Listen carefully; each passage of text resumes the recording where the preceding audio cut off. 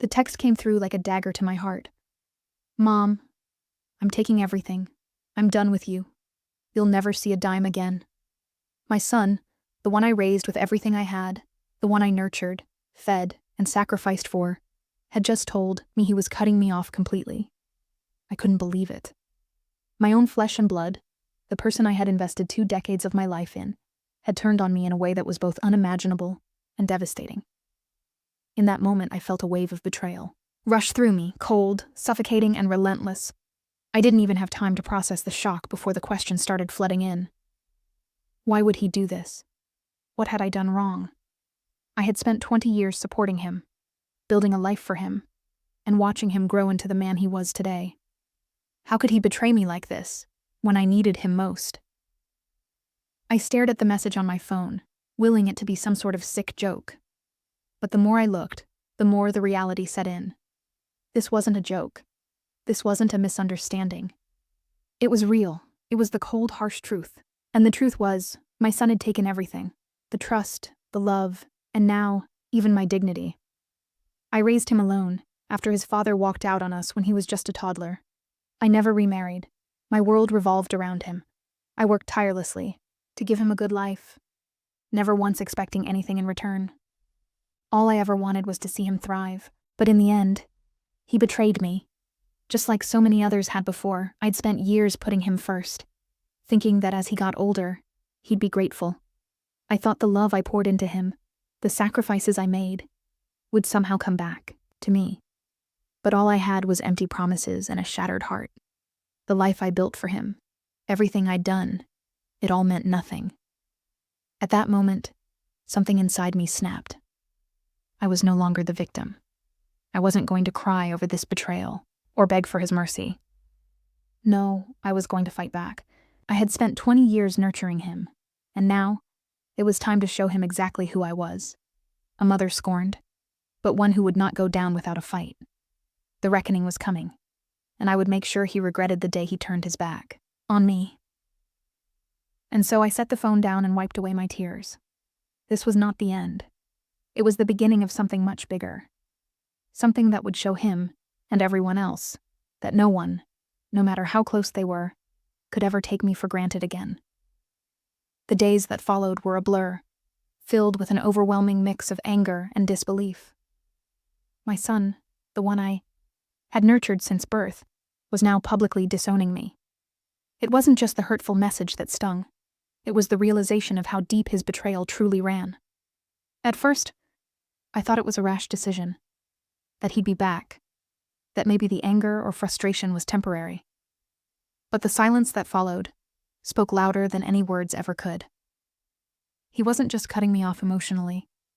He was actively taking away everything I had.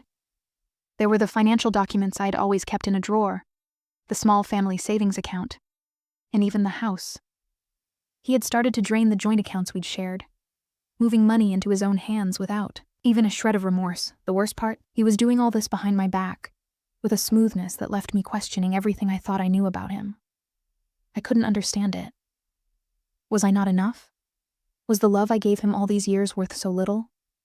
Had he always seen me as just a stepping stone, a means to an end, someone to exploit when the time was right?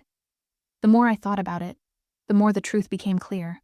His actions weren't a result of a momentary lapse in judgment. This wasn't a case of a troubled young man making a poor choice.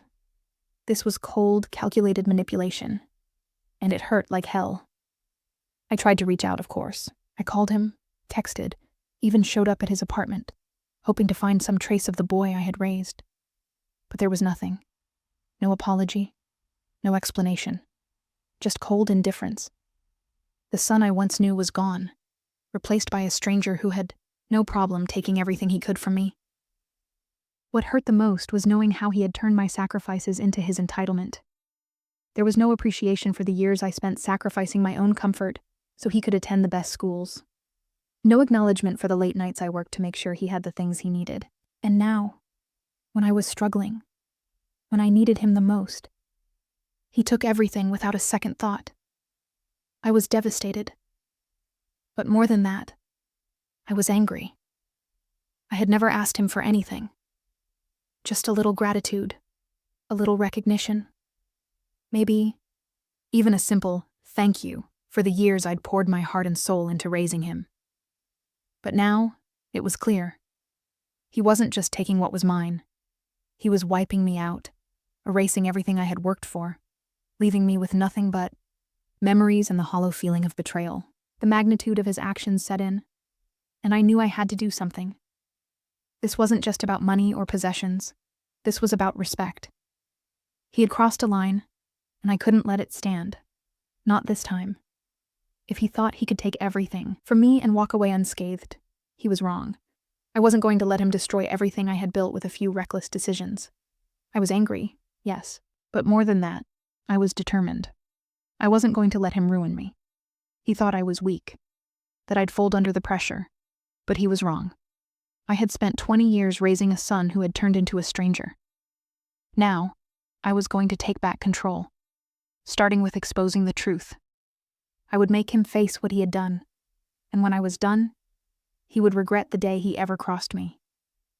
This wasn't just about money or the possessions he took. It was about everything I had poured into him over the years. The sacrifices, the sleepless nights, the emotional toll of being a single mother. It was about the promise I made to myself when I held him in my arms as a baby. The promise that I would raise him right, give him the best I could, and protect him from a world that often felt unforgiving. But now, I was faced with the painful truth that my son had become someone I barely recognized. What hurt the most was that it wasn't just my future at risk. I had always been the one to carry the weight of our family, to make sure everything was in order, to take care of the small details while he focused on his future. I sacrificed my own dreams, my own desires, so that he could chase his. And now, in my moment of need, I was left with nothing. But beyond that, I realized that my daughter, his younger sister, the one who looked up to him, was at risk too. She was still young, still forming her views on the world, and I knew she was watching every move he made. I had no idea how I would explain to her that her brother, the person she admired and trusted, had turned out to be someone who could betray us both so deeply.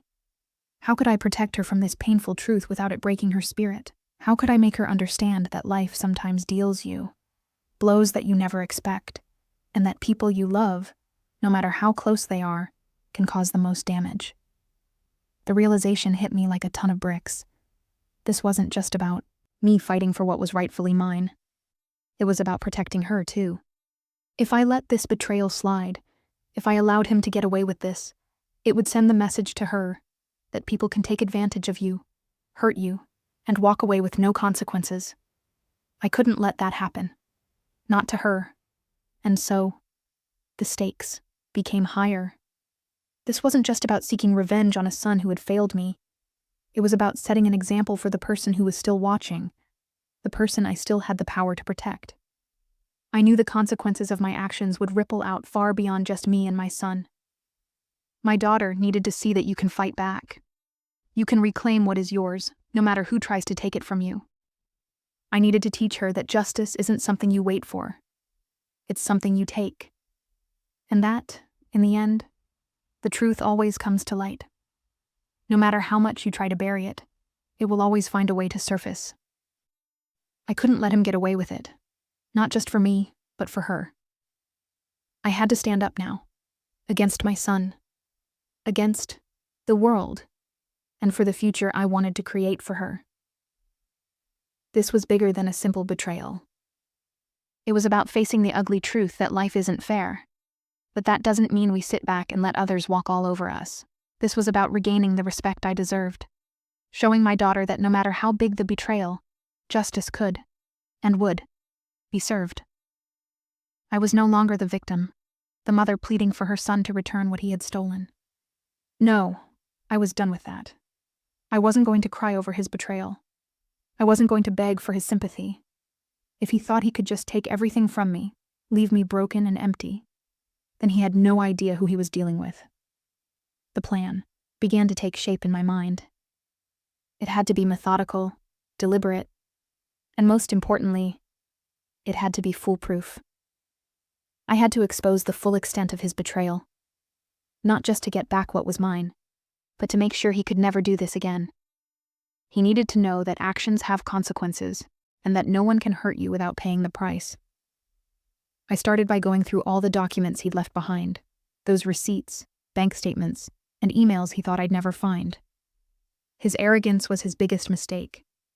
He believed that, because I had always been the one to clean up after him, that I'd never have the ability to stand up and take control of the situation.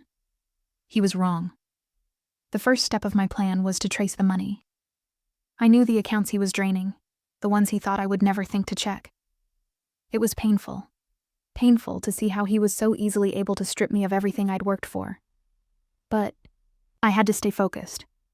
I had to follow the trail and gather the evidence I needed. I took my time, meticulously going over every financial record, every transaction, every withdrawal. Each one was a reminder of the betrayal, but I couldn't let emotion cloud my judgment. This wasn't about emotions anymore. It was about strategy.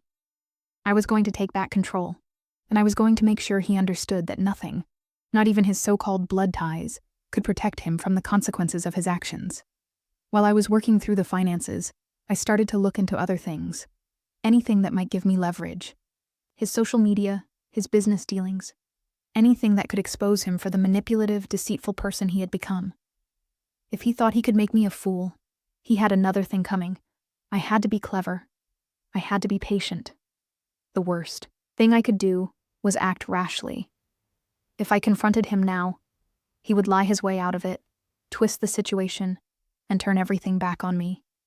No, I needed to make sure I had the proof I needed to take him down, not just for myself, but for my daughter too. This wasn't just about revenge. It was about justice, and about making sure he never had the power to hurt anyone again. I was going to expose him. Not just as a son who betrayed his mother, but as a liar, a manipulator, someone who thought he could play the world like a game. I wasn't going to let him win. No matter how many times I doubted myself, no matter how many moments of fear crept in, I knew I had to see this through. As I gathered the evidence, something inside me began to shift. The more I found, the more determined I became. The anger, the hurt, they fueled me. It was no longer about the money he had taken, or the material things I had lost. It was about reclaiming my dignity, my sense of justice, and making sure he learned the hard way that no one, not even family, could take advantage of me. I wasn't just going to let him walk away unscathed. This was just the beginning. I was ready for what came next. The more I dug, the clearer it became. My son had underestimated me. He had assumed that because I was his mother, I would always be there to forgive, to sweep things under the rug. But he didn't know the new version of me that had emerged from the ashes of his betrayal. I was no longer the passive, forgiving mother. Now, I was a woman with a purpose. And my purpose was clear: to take back what was mine and ensure he never hurt anyone again. The first step in my plan was to gather concrete evidence. I needed to track down every bit of information I could find on the money he had stolen, the lies he'd spun, and the promises he'd broken. But it wasn't going to be easy. I couldn't just waltz into his apartment and demand answers. He would deny everything, lie through his teeth, and twist the truth to make me seem like the villain. No, I needed hard evidence, something undeniable, that would expose him for who he truly was. I started by going through his financial transactions, focusing on the accounts I knew he had access to. It was painful, knowing that the money he was siphoning from me had come from years of hard work, sleepless nights, and sacrifices I had made for him. I wasn't just looking at bank statements anymore. I was looking for something that could tie him directly to his betrayal, something that would make it impossible for him to deny. Hours passed as I meticulously combed through the records. I tracked every transfer, every withdrawal. Then I found it, an untraceable wire transfer. It wasn't the first time he'd moved money around, but this one was different. He had transferred a large sum to an account in another state, one I didn't even know existed. It was a clean transfer, carefully planned, and it led to a dead end. But that didn't stop me. I wasn't about to let him get away with this. I reached out to an old contact, a private investigator I had hired years ago to follow up on some legal matters.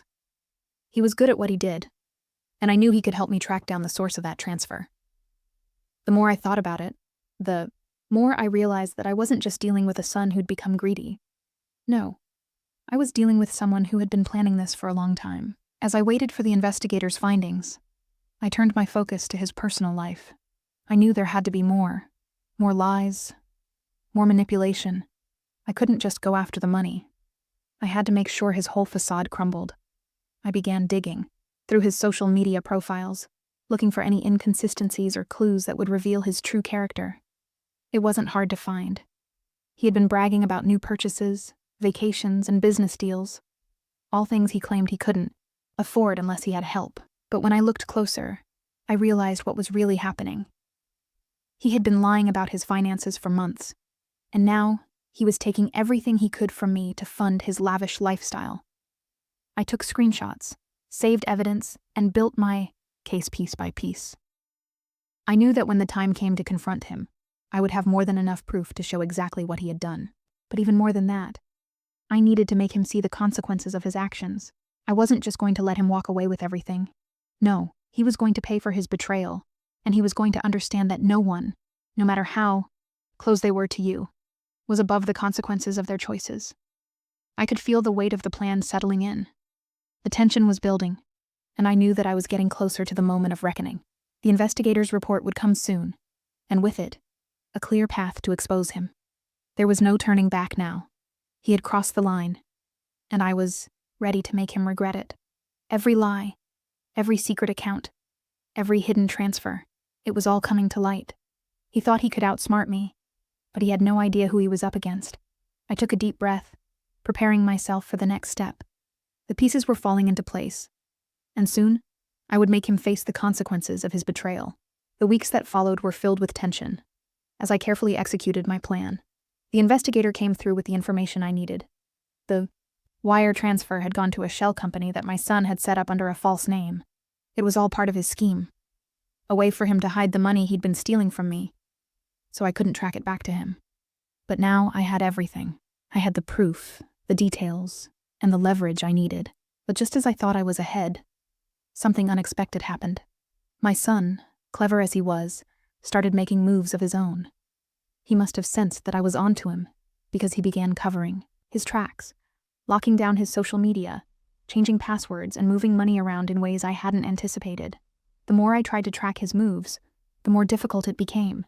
It was as if he had learned every trick in the book, anticipating my every step. At first, I panicked. I had done so much work, gathered so much evidence, and now it seemed like he was slipping away. Was I too late?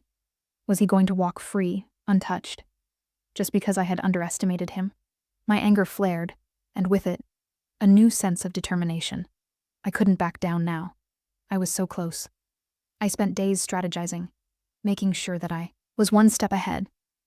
I knew I had to outsmart him at his own game. He had always thought he was the clever one, the manipulator who could charm his way out of anything, but I wasn't about to let him win. If he thought he could escape, he was wrong.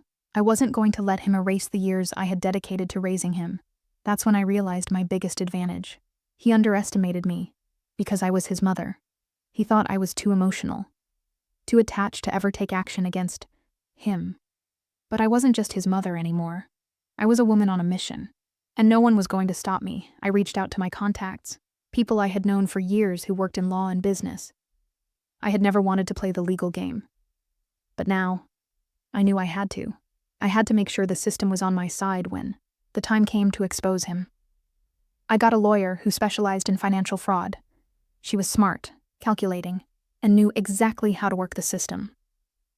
Together, we put the final pieces of the puzzle together. I didn't just want to confront him, wanted to make sure there was no way out for him. He had used his charm and his deceit to manipulate the situation, but now it was time to turn the tables. I couldn't just expose him to the people close to him. I had to make sure he faced the consequences of his actions in a way that would have lasting effects. The lawyer advised me to move carefully, to make sure I had all my ducks in a row before taking the next step. But as I stared at the evidence we had gathered, I felt a growing sense of power. For the first time since his betrayal, I no longer felt like the victim. I wasn't someone who was going to sit back and take it. I was fighting back. I was reclaiming my life. In the days that followed, I executed the plan with precision. I filed the necessary reports, gathered more evidence, and made sure everything was documented. There was no room for error. As much as I wanted to confront him directly, I knew it wasn't time yet. I had to wait until everything was in place. The feeling of control, of finally being able to take action, was empowering.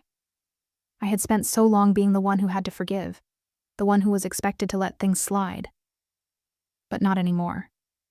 This time, I was the one calling the shots, and I wasn't going to let him get away with this. It was almost time to bring everything to light.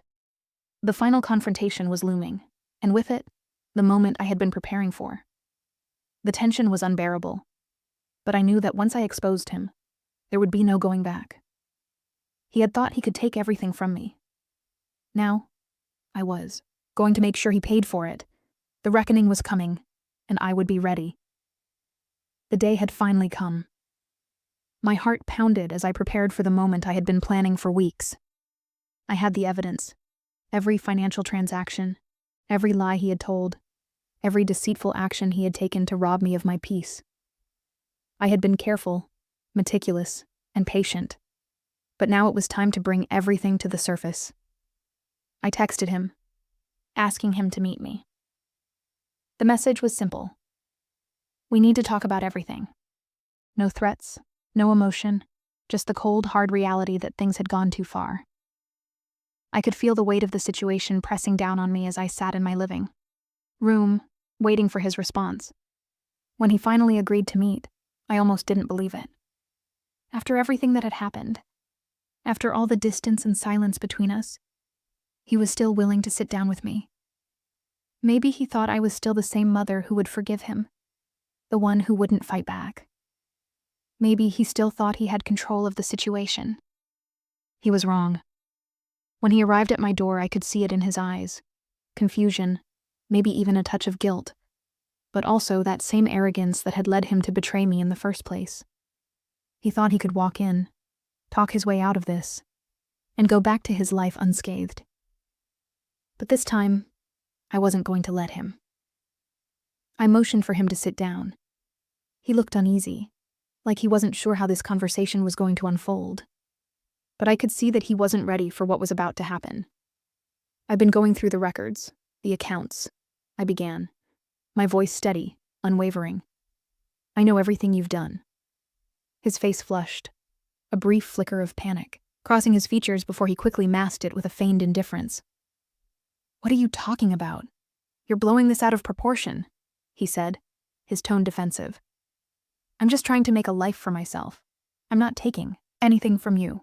I leaned forward, meeting his gaze, and that's when I saw the truth in his eyes. The facade he had built, his perfect, well-crafted persona, was crumbling. Don't lie to me, I said coldly. You've been draining the accounts. You've been lying to me. To everyone. I know about the shell companies, the wire transfers, the secret accounts. I've seen it all. For a moment, he was silent, his face paling as the realization hit him. He had underestimated me. He thought I wouldn't figure it out, that I wouldn't have the strength to fight back. But now, he saw the woman I had become, the woman who had fought for her family, who had spent years giving everything for him, and who would not let him destroy her life. I don't know what you're talking about, he said, his voice shaking slightly now. You're making this all up. It's not what you think. I reached for the folder beside me, pulling out the evidence. The bank statements, the transfer records, the pictures of his lavish purchases, all of it. I laid them out on the table, in front of him, each document a punch to his carefully constructed lies. This is what I think, I said. This is the truth, and you're going to pay for it. Not just to me, but to everyone you've manipulated and hurt along the way. You're not walking away from this without consequences. His expression shifted from defiance to desperation. I could see the panic now, the fear creeping into his eyes. The lies were catching up to him, and for the first time, he realized he wasn't in control anymore. The truth had come out, and there was no running from it. I never wanted this, he said, his voice cracking.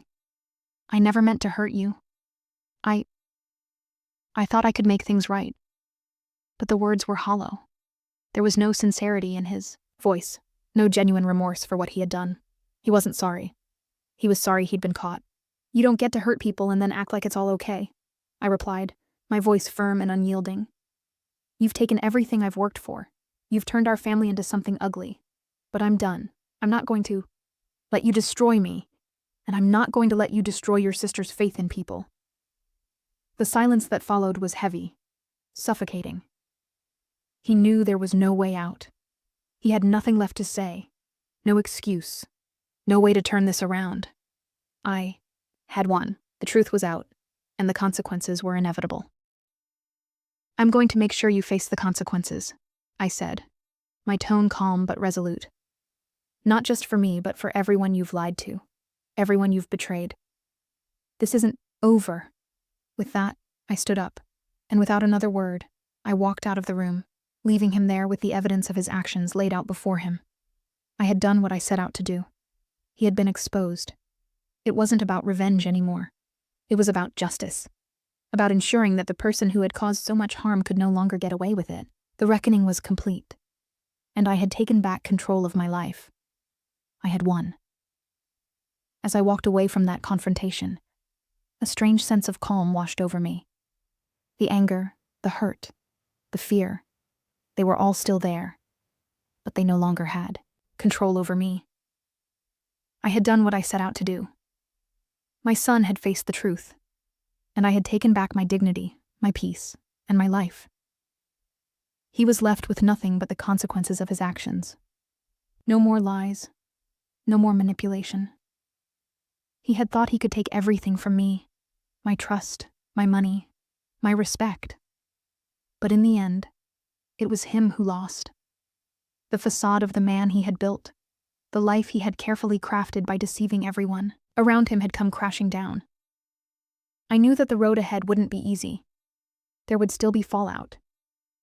He would have to face the legal consequences of his actions, and that would affect him in ways he couldn't yet understand.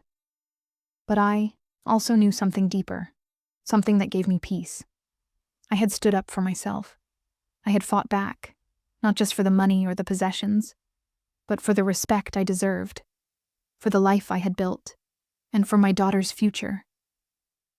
For the first time in years, I felt empowered. The anger and betrayal that had once consumed me had turned into something else. Strength. I had reclaimed my voice, my power, and most importantly, my sense of justice. It wasn't just about righting the wrongs he had done to me. It was about showing the world that no one, no matter how close they were, could take advantage of me. I couldn't help but think about my daughter and how I would explain all of this to her when the time came. I had always tried to protect her from the harsh realities of life. But now I realized that this moment was a lesson in its own right. It was a lesson in standing up for yourself, in seeking justice, and in never letting anyone make you feel small. She needed to see that sometimes life doesn't go the way we want, and sometimes the people we love will hurt us. But she also needed to see that we have the power to rise above it, to fight back, and to never let anyone strip us of our worth. As the days passed and the dust settled, I began to rebuild, not just my life, but my spirit. I knew that there was no going back to the way things had been, but that was okay. I didn't need to go back. I was stronger now, and I had learned something about myself through this painful experience. That even when everything feels like it's falling apart, there's always a way to reclaim what's yours. There's always a way to take control. In the end, karma had done its job. It wasn't swift or dramatic, but it had been inevitable. My son had thought he could take everything from me without consequence. But in the end, it was him who was left with nothing. I had exposed the truth, and that was enough. As I moved forward, I knew that whatever came next, I would be ready. I wasn't afraid anymore. I had faced the ultimate betrayal and come out the other side stronger. No matter what life threw at me from here on out, I knew one thing for sure. I was no longer the victim of anyone's deceit. I was the woman who had taken back her life, her justice, and her peace. And that, in the end, was all that truly mattered.